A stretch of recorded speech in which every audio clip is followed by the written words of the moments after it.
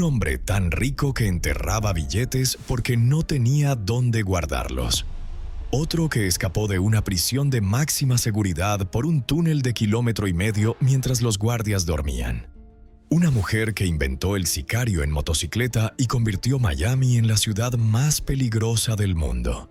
Y un fantasma que operó durante más de 50 años sin ser capturado ni una sola vez. Esto no es ficción. Todo ocurrió. Lo que estás a punto de ver es la historia real, documentada y sin filtros de los 10 criminales más buscados de la historia. 10 personas que construyeron imperios sobre corrupción, violencia y mercancía ilegal. Que pusieron de rodillas a gobiernos enteros. Que corrompieron ejércitos, jueces y presidentes. Algunos murieron abatidos. Otros cumplen cadena perpetua. Y alguno puede que todavía esté ahí fuera. Quédate hasta el final, porque el último nombre de esta lista es el más inquietante de todos. Un exsoldado de élite entrenado por el propio Estado para proteger al país, que decidió usarlo todo para destruirlo. Y su cuerpo nunca apareció. El primero de todos, don Pablo Escobar Gaviria, el patrón del mal. Hubo un hombre que, durante casi una década, puso de rodillas a todo un país. Un hombre que controlaba el 80% del polvo blanco que llegaba a las calles de Estados Unidos y ganaba más de $22,000 millones al año. Un hombre que aparecía en la lista de los más ricos del mundo de la revista Forbes al mismo tiempo que era el terrorista más buscado del planeta. Ese hombre era Pablo Emilio Escobar Gaviria. Nació el 1 de diciembre de 1949 en Río Negro, Antioquia, Colombia. Hijo de una familia humilde, el joven Pablo aprendió pronto que la pobreza era una condena que él no aceptaría. Sus primeros pasos en el crimen fueron modestos: falsificación de documentos, robo de automóviles, pequeñas estafas. Pero la ambición de Escobar no tenía techo.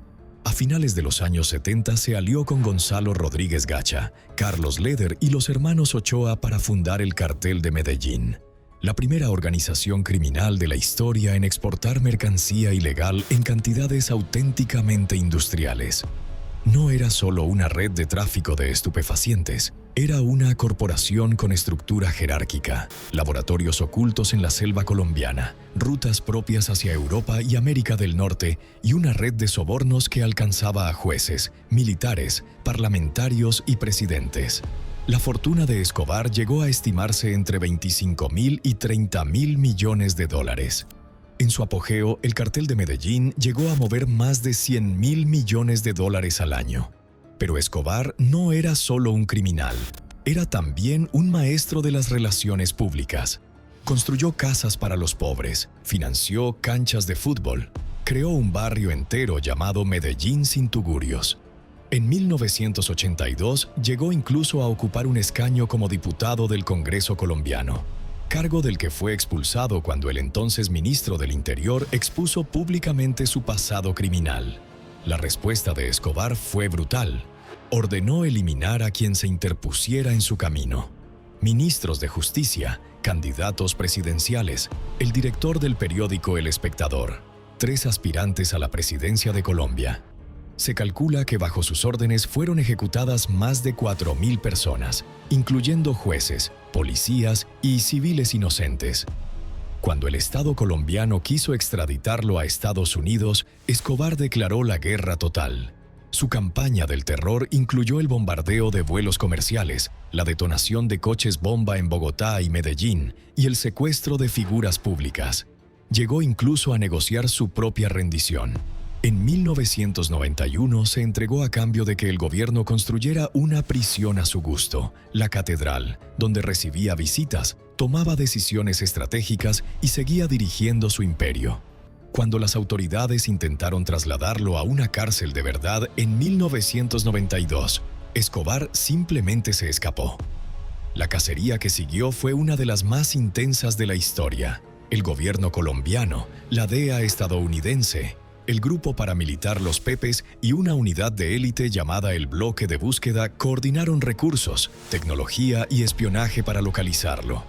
Finalmente, la obsesión de Escobar por hablar con su familia a través de radios de comunicaciones fue su perdición. El 2 de diciembre de 1993, un día después de cumplir 44 años, fue abatido en el tejado de una casa del barrio Los Olivos, en Medellín. Hasta hoy se debate si fue eliminado por las fuerzas especiales o si se quitó la vida él mismo. Lo que nadie discute es lo que dejó atrás: un país traumatizado, miles de familias destruidas y un legado criminal que aún persiste. El segundo narco más buscado de la historia, Joaquín El Chapo Guzmán, el rey de las fugas. Si Pablo Escobar fue el terror de Colombia, Joaquín Archibaldo Guzmán lo era. Apodado El Chapo por su baja estatura, fue el hombre que convirtió el tráfico de sustancias en una operación a escala global desde México. Nacido en 1957 en La Tuna, una aldea perdida en las montañas de Sinaloa, Guzmán creció entre la pobreza y los campos de amapola. Desde adolescente tuvo claro su camino. El crimen organizado era la única escalera que lo llevaría lejos de la miseria. Se unió al cartel de Guadalajara bajo las órdenes de Miguel Ángel Félix Gallardo, donde aprendió el negocio del tráfico de estupefacientes desde dentro. Cuando ese cartel se fragmentó en 1989, El Chapo tomó el control de la plaza de Sinaloa y comenzó a construir su propio empire. El cartel de Sinaloa se convirtió bajo su mando en la organización criminal más poderosa del mundo, con rutas que conectaban América Latina con Europa, Asia y Australia, y con una capacidad logística sin precedentes.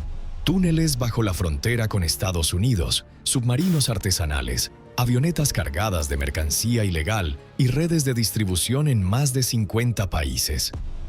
En 1993, El Chapo fue capturado por primera vez en Guatemala. Enviado a la prisión de máxima seguridad de Puente Grande, sobornó a guardias, funcionarios y directores del penal hasta que, en 2001, simplemente se marchó escondido en un carrito de lavandería. La fuga desencadenó una de las búsquedas más largas de la historia reciente. Durante más de una década, El Chapo fue el criminal más buscado del planeta, superando incluso a terroristas internacionales en la lista de prioridades de la DEA y el FBI. Fue recapturado en 2014 en Mazatlán gracias a una operación conjunta entre fuerzas mexicanas y estadounidenses. Pero lo más increíble estaba aún por llegar. El 11 de julio de 2015, a las 20:52 horas, las cámaras de seguridad de la prisión de El Altiplano registraron cómo El Chapo se dirigía a la ducha de su celda y desaparecía. Bajo el suelo de esa ducha había un túnel de 1.500 metros de longitud, perfectamente iluminado y ventilado, que conectaba con una casa en construcción en el exterior.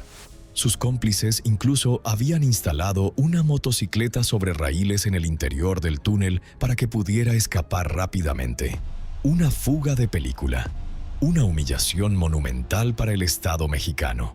Fue recapturado por tercera y última vez en enero de 2016 en Los Mochis, Sinaloa, tras una operación en la que participó activamente el actor Sean Penn, quien había conseguido una entrevista secreta con él meses antes. En enero de 2017 fue extraditado a Estados Unidos, donde en julio de 2019 un jurado de Nueva York lo declaró culpable de 10 cargos, entre ellos dirigir una empresa criminal continuada y tráfico de narcóticos a gran escala. Fue condenado a cadena perpetua y cumple condena en una prisión federal de máxima seguridad. Su legado, el Cartel de Sinaloa, sigue siendo, décadas después de su arresto, una de las organizaciones criminales más poderosas del mundo. El tercer narco más buscado de la historia, Amado Carrillo Fuentes, el Señor de los Cielos. Mientras El Chapo construía su leyenda en Sinaloa, otro hombre dominaba el tráfico de estupefacientes desde Ciudad Juárez de manera mucho más discreta, mucho más inteligente y quizás aún más poderosa. Su nombre era Amado Carrillo Fuentes y su apodo lo decía todo: el Señor de los Cielos. Nacido en 1956 en Sinaloa, Carrillo Fuentes entró al mundo del crimen organizado de la mano de su tío Ernesto Fonseca Carrillo, conocido como Don Neto, uno de los fundadores del Cartel de Guadalajara. Pero fue su genialidad logística la que lo distinguiría de todos los demás.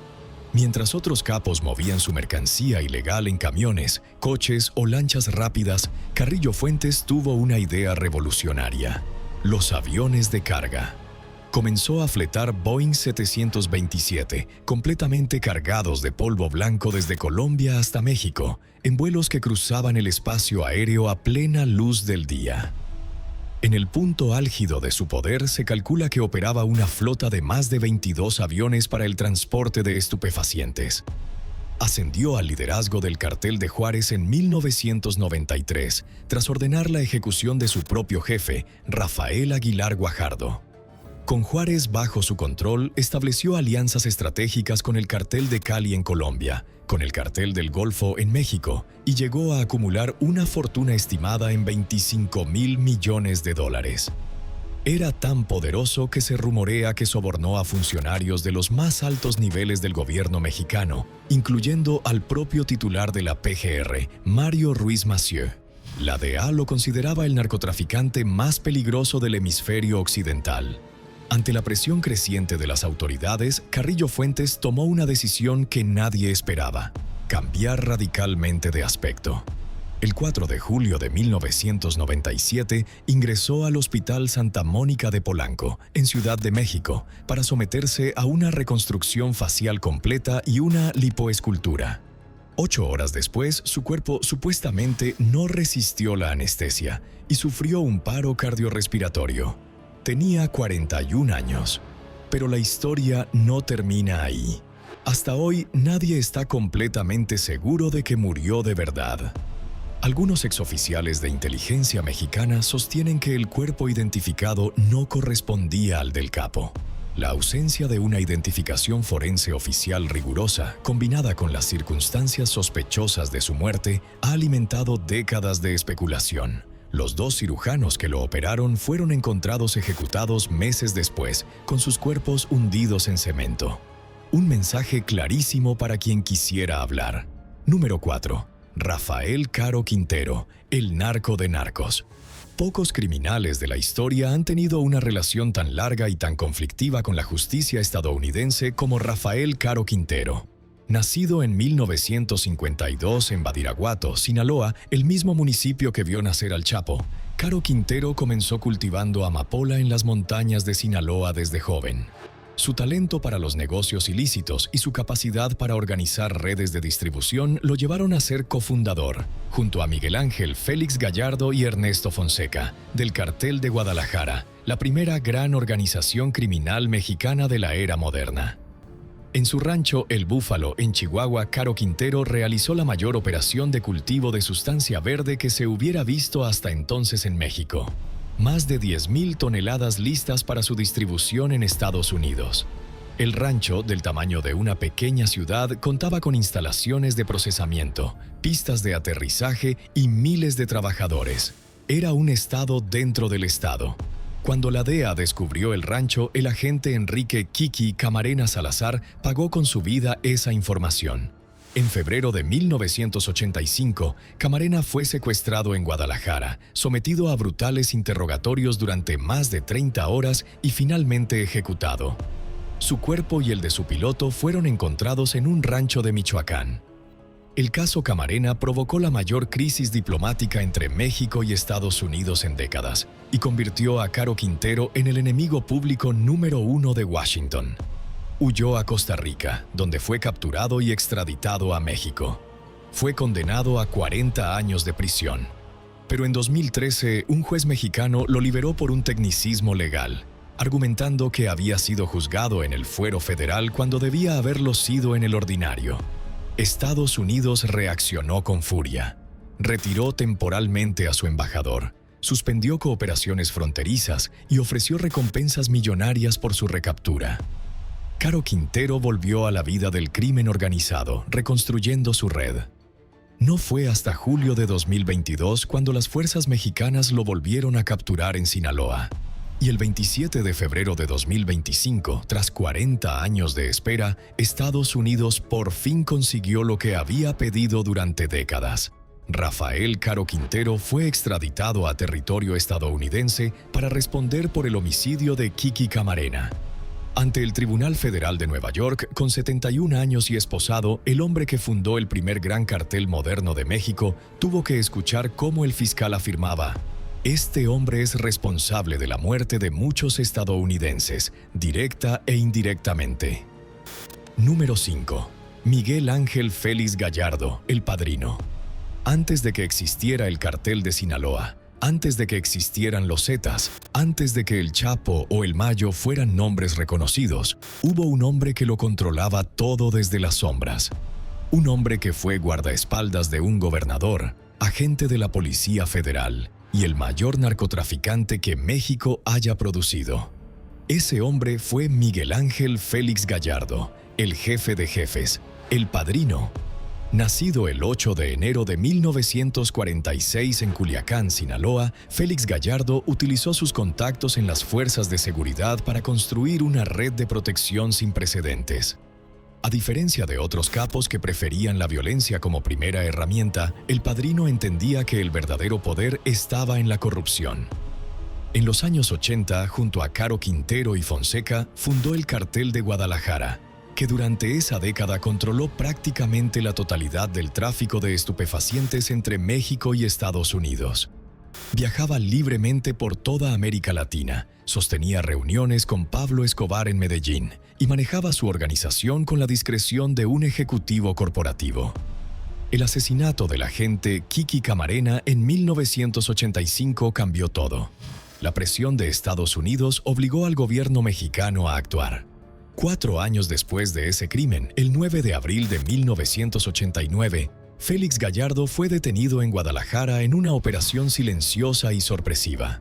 Desde su celda en el reclusorio norte de Ciudad de México, el Padrino hizo algo que demostró su genialidad estratégica. Convocó una reunión histórica de capos para dividir el territorio mexicano entre sus lugartenientes. Esa reunión, conocida como el reparto de plazas, fue el acto fundacional de los grandes cárteles modernos que siguieron: el de Tijuana, el de Juárez, el de Sinaloa y el del Golfo. En otras palabras, el Padrino creó el mapa criminal de México moderno desde detrás de las rejas. Actualmente, con casi 80 años, cumple una condena de 40 años en el penal de Puente Grande, en Jalisco. En 2022 intentó sin éxito obtener arresto domiciliario alegando problemas de salud. El arquitecto de todo el crimen organizado mexicano moderno sigue preso, pero su legado, los cárteles que él creó, continúa devastando vidas décadas después. Número 6. Griselda Blanco, la madrina de la muerte. En un mundo dominado por hombres, hubo una mujer que los superó a todos en crueldad, inteligencia y audacia criminal. Griselda Blanco Restrepo, conocida como la Madrina, la Viuda Negra o la Reina de Miami, fue pionera del tráfico de polvo blanco en Estados Unidos décadas antes de que Escobar o el Chapo se hicieran famosos. Nacida el 14 de febrero de 1943 en Cartagena de Indias, Colombia, Griselda tuvo una infancia brutalmente violenta. Con apenas 11 años ya había participado en su primer crimen. Se casó 3 veces y sus 3 maridos terminaron ejecutados. No por casualidad. A los 20 años ya era parte de las redes de contrabando colombianas y a finales de los años 60 emigró a Nueva York, donde comenzó a construir su red de distribución de polvo blanco. Pero fue en Miami donde Griselda Blanco escribiría sus páginas más oscuras. A mediados de los años 70, la ciudad de Florida se convirtió en el epicentro del tráfico de estupefacientes hacia Estados Unidos, y Griselda lo controlaba todo. Introdujo métodos de homicidio que transformaron para siempre el crimen organizado norteamericano. Los sicarios en motocicleta, los ataques a plena luz del día en lugares públicos, la ejecución de rivales junto a sus familias. El periodo conocido como las Cocaine Cowboys Wars dejó más de 3.000 homicidios en el área de Miami entre 1979 y 1981, y Griselda Blanco fue la gran arquitecta de ese caos. Las autoridades la responsabilizaron de entre 40 y 250 ejecuciones a lo largo de su carrera. Fue arrestada en 1985 durante una redada de la DEA en su residencia de California. El proceso judicial que siguió fue extraordinariamente complicado. Su principal testigo de cargo, un ex sicario llamado Jorge Rivi Ayala, quedó desacreditado tras protagonizar un escándalo sexual con empleadas del juzgado. Finalmente, en 1998, se declaró culpable de 3 cargos de homicidio en segundo grado. Fue puesta en libertad en 2004 y deportada a Colombia. El 3 de septiembre de 2012, con 69 años, fue ejecutada a la salida de una carnicería en Medellín. Un sicario en motocicleta le disparó 2 veces en la cabeza. Incluso su muerte fue un reflejo del método que ella misma había inventado. Número 7. El Mencho, el último gran capo. Cuando el Chapo fue encarcelado y el Mayo Zambada cayó en 2024, quedaba un solo hombre que había sobrevivido a todos sus rivales, que había evadido a todas las agencias de inteligencia del mundo durante décadas y cuya organización criminal había alcanzado un poder comparable al del mismísimo Escobar. Ese hombre era Nemesio Rubén Oseguera Cervantes, alias El Mencho, fundador y líder del Cártel de Jalisco Nueva Generación, CJNG. Nacido en 1966 en Aguililla, Michoacán, El Mencho conoció la pobreza rural desde niño. Emigró ilegalmente a California, donde fue arrestado por posesión de heroína y deportado a México. Esa deportación, paradójicamente, fue el punto de inflexión de su vida criminal. De vuelta en México, se unió al cartel de Sinaloa como operador en Jalisco, antes de decidir que podía construir algo mucho más grande por su cuenta. Fundó el CJNG alrededor de 2010 y en menos de una década lo convirtió en la organización criminal más violenta y expansiva de México. Bajo su mando, el CJNG desarrolló características que lo diferenciaban de todos los cárteles anteriores: uso de drones modificados con explosivos, posesión de lanzacohetes capaces de derribar aeronaves militares, vehículos blindados con planchas de acero, y una presencia activa en más de 200 ciudades de México y decenas de países en todos los continentes. El Mencho tenía una recompensa de $10 millones ofrecida por las autoridades estadounidenses y era considerado el narcotraficante más buscado del planeta. Su capacidad para mantenerse en las sombras fue legendaria. Mientras el Chapo concedía entrevistas a actores de Hollywood, el Mencho desaparecía durante meses. Rara vez aparecía en público, cambiaba constantemente de escondite y mantenía una disciplina operacional casi paranoica. Durante años, la DEA y el ejército mexicano rastrearon su señal sin éxito. Todo terminó el 22 de febrero de 2026, durante la Operación Jalisco. Las Fuerzas Armadas mexicanas, con apoyo de inteligencia estadounidense, lo localizaron en la zona serrana de Tapalpa, Jalisco. En el operativo fueron abatidos el Mencho y 6 miembros de su escolta. Herido de gravedad, falleció mientras era trasladado en helicóptero a Ciudad de México. La respuesta del CJNG fue inmediata.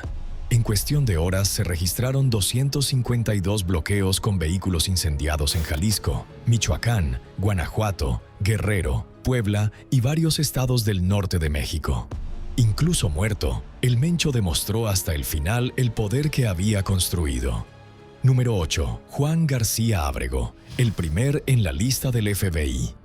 Hay un dato que muy poca gente conoce y que convierte a Juan García Ábrego en un personaje histórico único. Fue el primer narcotraficante no estadounidense en aparecer en la lista de los 10 más buscados del FBI. Ese solo hecho dice todo sobre el nivel de amenaza que representaba. Nacido en 1944 en La Paloma, Tamaulipas, García Ábrego creció en el noreste de México, una región fronteriza que históricamente ha sido tierra de contrabandistas. Era sobrino de Juan Nepomuceno Guerra, uno de los padrinos del crimen organizado en Tamaulipas, lo que le abrió las puertas del mundo del tráfico de estupefacientes desde joven. Durante los años 80, García Ábrego tomó el control del Cartel del Golfo y estableció una alianza estratégica que cambiaría la historia. Acordó con el cartel de Cali colombiano transportar el 50% del polvo blanco que entraba a Estados Unidos a cambio de una comisión en especie, recibiendo el 50% de la mercancía en lugar de dinero en efectivo. Ese acuerdo lo convirtió en uno de los hombres más ricos y peligrosos del mundo de golpe. Su red de corrupción era tan profunda que llegó, según investigaciones posteriores, a sobornar a altos funcionarios del gobierno mexicano y a agentes del FBI y la DEA. Durante años operó con casi total impunidad en los estados de Tamaulipas, Nuevo León y Veracruz. Fue declarado enemigo público número 1 por el Departamento de Justicia de Estados Unidos. En enero de 1996 fue capturado en Monterrey y, en una decisión sin precedentes, el gobierno mexicano lo deportó directamente a Estados Unidos sin proceso de extradición formal, argumentando que García Ábrego tenía también nacionalidad estadounidense. Fue condenado a 11 cadenas perpetuas consecutivas por un tribunal de Houston. El Cartel del Golfo sobrevivió a su líder y continuó operando, pero nunca volvería a tener el nivel de impunidad que alcanzó bajo el mando de García Ábrego. Número 9. El Mayo Zambada, el fantasma de Sinaloa. Si hay un nombre en esta lista que simboliza la capacidad de supervivencia en el mundo del crimen organizado, ese es el de Ismael El Mayo Zambada García. Mientras que todos sus socios, rivales y aliados caían arrestados, ejecutados o extraditados, El Mayo permaneció libre durante más de 50 años. Nunca fue capturado, nunca fue extraditado. Operó en plena luz del día durante décadas, hasta que llegó el día que nadie esperaba. Nacido en 1948 en El Álamo, Sinaloa, Zambada comenzó su carrera en el tráfico de estupefacientes en 1969, a los 19 años, según sus propias confesiones posteriores. Cofundó el Cartel de Sinaloa junto al Chapo Guzmán, pero mientras este último prefería el glamour y la exposición, El Mayo operaba desde las sombras. No concedía entrevistas, no aparecía en fotografías, no usaba redes sociales. Era un fantasma con nombre propio. Bajo su supervisión, el Cartel de Sinaloa traficó, según sus propias confesiones, más de 1 millón de kilogramos de polvo blanco hacia Estados Unidos, generando cientos de millones de dólares anuales. Su red de corrupción, que él mismo reconoció bajo juramento, alcanzaba a policías municipales, estatales, militares de alto rango y políticos de primer nivel del gobierno mexicano. El Mayo sobornó a prácticamente toda estructura de poder que pudiera representar una amenaza para su organización. El 25 de julio de 2024, todo cambió. El Mayo fue contactado por Joaquín Guzmán López, uno de los hijos del Chapo conocido como Los Chapitos, para asistir a una reunión en Culiacán. Al llegar, fue inmovilizado, subido a una avioneta y transportado directamente a territorio estadounidense, aterrizando en el aeropuerto privado de Santa Teresa, Nuevo México. Fue una operación que él mismo describió como una traición y un secuestro. En agosto de 2025, El Mayo se declaró culpable ante un tribunal federal de Nueva York, admitiendo décadas de tráfico de narcóticos y soborno a funcionarios mexicanos. El último fantasma del narcotráfico mexicano clásico finalmente tenía que responder ante la justicia. Número 10. Heriberto Lascano, el verdugo de México. Para cerrar esta lista, llegamos quizás al criminal más brutal de todos los que aquí aparecen. No el más rico, no el más poderoso en términos económicos, pero sí el que llevó la violencia del crimen organizado mexicano a niveles que nadie había imaginado posibles. Hablamos de Heriberto Lascano, alias El Lasca, fundador y máximo líder de los Zetas. Nacido el 25 de diciembre de 1974 en Apán, Hidalgo, Lascano era hijo de una familia trabajadora sin antecedentes criminales. A los 17 años se alistó en el ejército mexicano, donde demostró aptitudes extraordinarias y fue seleccionado para el Grupo Aeromóvil de Fuerzas Especiales, GAFE, la unidad de élite más entrenada de las Fuerzas Armadas mexicanas.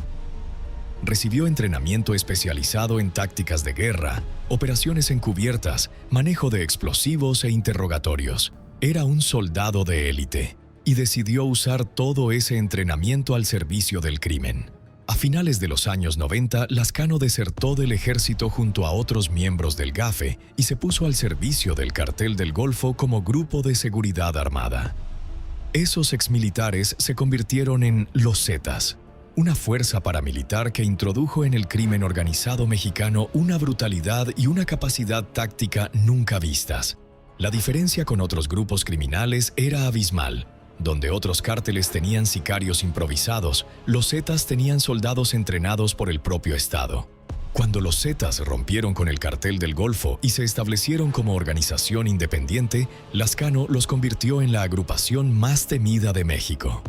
Bajo su liderazgo, los Zetas dominaron el noreste y este de México mediante el terror absoluto. Ejecuciones masivas de migrantes centroamericanos, enfrentamientos directos con el ejército, control brutal de territorios enteros. La masacre de 72 migrantes indocumentados en San Fernando, Tamaulipas, en agosto de 2010 fue una de las atrocidades más grandes de la historia del crimen organizado mexicano y fue directamente atribuida a los Zetas bajo su mando. El 7 de octubre de 2012, en Progreso, Coahuila, un grupo de marines y militares mexicanos dio con él. Lazcano fue abatido en el enfrentamiento. Tenía 37 años. Pero lo más extraordinario no fue su muerte, sino lo que ocurrió después. Un comando armado irrumpió en la funeraria donde estaba su cuerpo, sometió al personal y se llevó el cadáver en una carroza fúnebre. El cuerpo del líder de los Zetas desapareció. Nunca fue recuperado. Hasta hoy existen teorías de que pudo haber sobrevivido, aunque las pruebas forenses disponibles confirman su fallecimiento. Lo que une a todos estos nombres no es solo el crimen, es la escala descomunal de sus operaciones, su capacidad para corromper instituciones enteras y la huella imborrable que dejaron en sus sociedades. Escobar transformó Colombia. Félix Gallardo creó el mapa del crimen organizado mexicano moderno. El Mencho llevó la violencia a niveles militares. El Mayo sobrevivió a todos. Y Lazcano demostró que el Estado puede convertirse, sin quererlo, en la mejor escuela de criminales.